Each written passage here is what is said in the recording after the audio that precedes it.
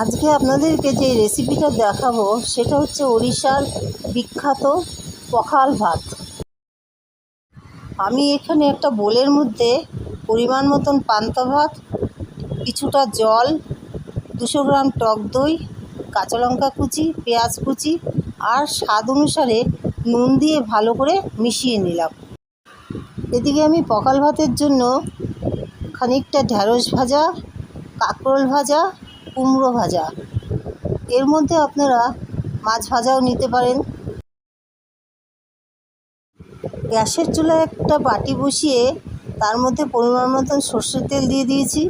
তারপর 1 চামচ কালো সর্ষে, 1 চামচ সাদা জিরে আর খানিকটা কারি পাতা আর 2টো শুকনো লঙ্কাকে 2 টুকরো করে দিয়ে ভালো করে ভেজে নিলাম।